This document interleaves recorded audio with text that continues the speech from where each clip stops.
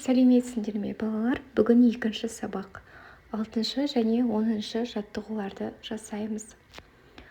6 жаттығу мұқият тыңда. Сөйлеу мәнері кімге тән екенін анықта. Алматы уақыты 9 сағат 15 минут. Бұл радио немесе телевизор дикторы. Екінші, аузыңды аш, а де. Яғни бұл дәрігер, тіс дәрігері. Ыстық самса алыңыз. Бұл сатушы, көшедегі жаршы. Абайлаңыз, есік жабылады. Келесі аялдама Абылайхан даңғылы. Қоғамдық көліктегі хабарландыру, метро, автобус дикторы.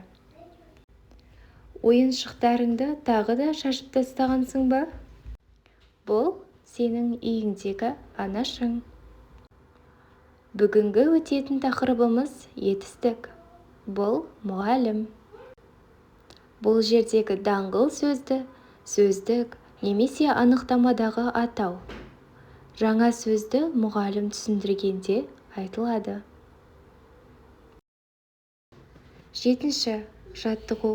Мәтінді тегісті дауыс ырғағымен оқы. Сәлем хат. Самат ауылдағы атасы мен әжесін қатты сағынды.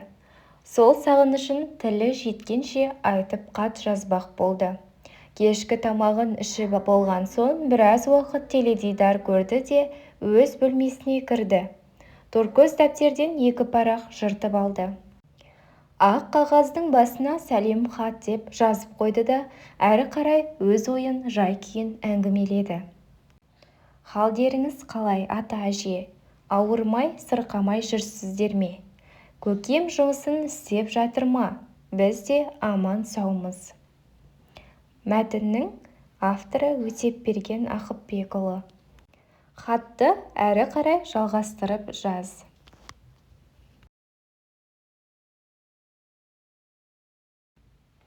Мектепте сабақ жақсы өтіп жатыр. Мұғалімдеріміз көп нәрсені үйретіп жатыр.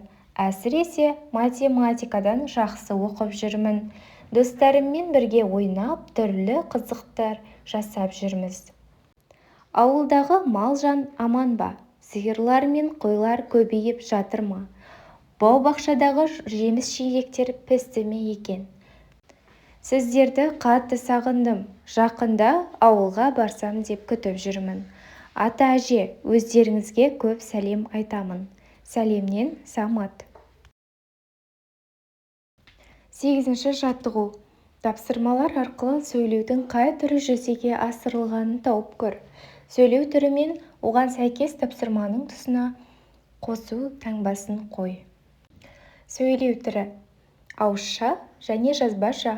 6. жаттығу біз ауызша оқыдық. 7. жаттығу бірінші тапсырмада мәтінді оқыдық, сол үшін ауызша.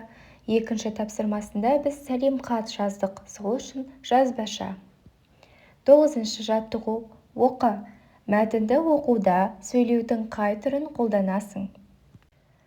Алматы қаласынан 70 шақырым жерде Таңбалы тас деген жер бар. Таңбалы тас бірнеше жылғылардан, өзектерден тұрады. Таңбалы тастың жан-жағында сайлар, ішінде күнге әбден күйген жалпақ гранит тас бар. Гранит тасқа таутеке, бұғы, киік, жылқы, бұқа және басқалардың кескіндері қашалынып салынған. Қолдарына ұзын найза ұстап, белдеріне қылыш асынған. Кейбіреулері желбірете ту ұстаған. 22 сарбаздың суреті өте әдемі бейнеленген. Мәтін аңызға айналған жерлер кітапшасынан алынған. Қарамен жазылған сөздер мәтіндегі сөйлемдерді байланыстырып тұрғанын назар аудар. Сол сөздерді басқа сөздермен алмастырып айтып көр. 2. тапсырма. Алғашқы адамдар суреттердің көмегімен сөйлеудің қай түрін жүзеге асырды? Ойыңмен бөліс. Ойыңды жазбаша сөйлеу бірден пайда болған жоқ сөйлемімен баста. 1. тапсырма. Қарамен жазылған сөздер орнына басқа сөздер қою. Таңбалы тас қара сөзіне бұл жер, бұл өңір деп қойсақ болады. Екінші таңбалы тастың ол жердің, сол жердің, сол өңірдің деп ауыстырсақ болады екен. Ал үшінші қара сөз гранит тасқа, ол үлкен тасқа, жартастың бетіне деп өзгертсек болады. Екінші тапсырма. Сұрақ. Алғашқы адамдар суреттердің көмегімен сөйлеудің қай түрін жүзеге асырды? Былай жауап берсек болады. Жазбаша сөйлеу бірден пайда болған жоқ. Алғашқы адамдар өз ойларын суреттер арқылы жеткізді. Олар тастарға аңдардың, адамдардың бейнесін қашап салып, сол арқылы хабар берді. Сондықтан алғашқы суреттер сөйлеудің жазбаша түрінің бастамасы болды. Шығармашылық үзіліс. 10-шы жаттығу. Сурет бойынша күзде не болатынын әңгімеле, не болмайтынын айт. Әңгімелеу үшін сөйлеудің қай түрін қолданасың? Астындағы тапсырманы да оқи кетейін, сосын келесі бетте тапсырманы толықтай орындаймыз. Күз мезгілі бейнеленген сурет бөліктеріне зер салып қара. Осы сурет бойынша 3 сұрақ қой делінген екен. 10-шы тапсырма. Сурет бойынша күзде не болатынын әңгімеле, не болмайтынын айт деген. Әңгімелеу үшін сөйлеудің қай түрін қолданасың? Күзде ағаштардың жапырақтары сарғайып жерге түседі. Бақта жемістер пісіп, адамдар оларды тереді. Балалар бақшадан өнім жинайды. Күзде жаңбыр жиі жауады. Күзде күн ыстық болмайды. Гүлдер көп өспейді. Құстар жылы жаққа ұшады. Әңгімелеу үшін сөйлеудің ауызша түрі қолданылады.